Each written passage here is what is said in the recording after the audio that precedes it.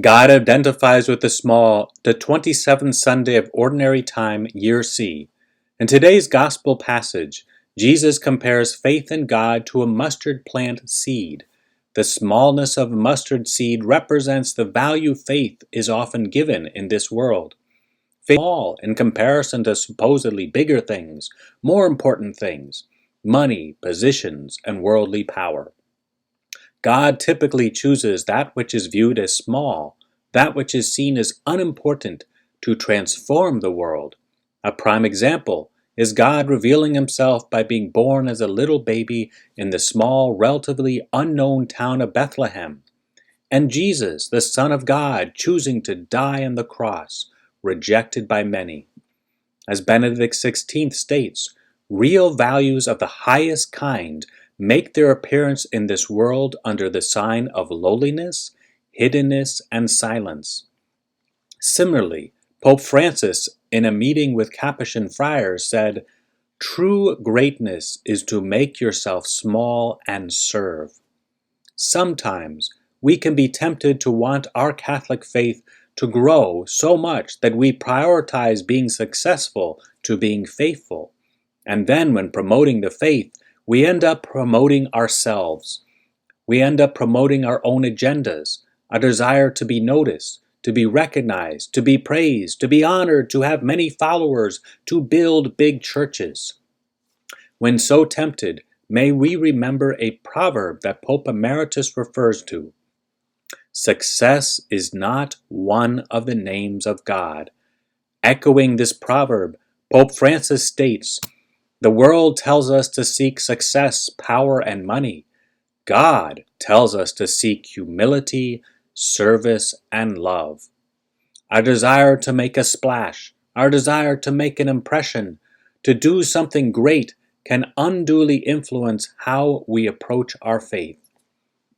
I sometimes notice that I overlook what I consider small and unimportant because I want to do something big and important, but then later, upon reflection, have come to realize that the lack of kindness to a person I deem small and unimportant actually is not small in God's eyes, since little deeds of kindness, small acts of service, are of great importance in the eyes of God, who identifies himself with the small and lowly.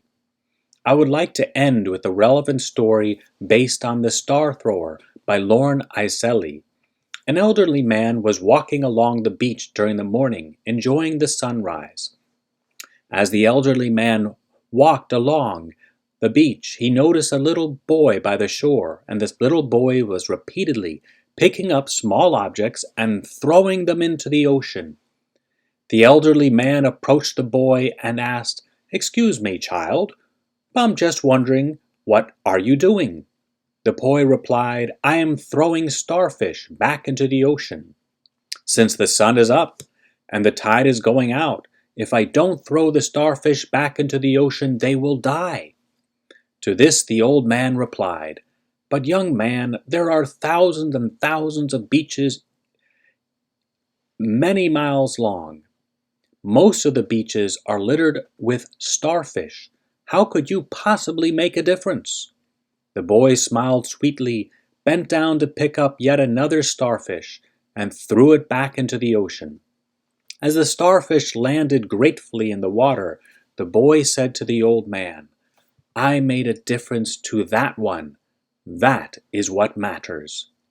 Today, may we allow the child within us, the small baby Jesus who has united himself with us, who has united us to his mystical body, to believe that small acts of truthful, loving kindness matter, and very much so.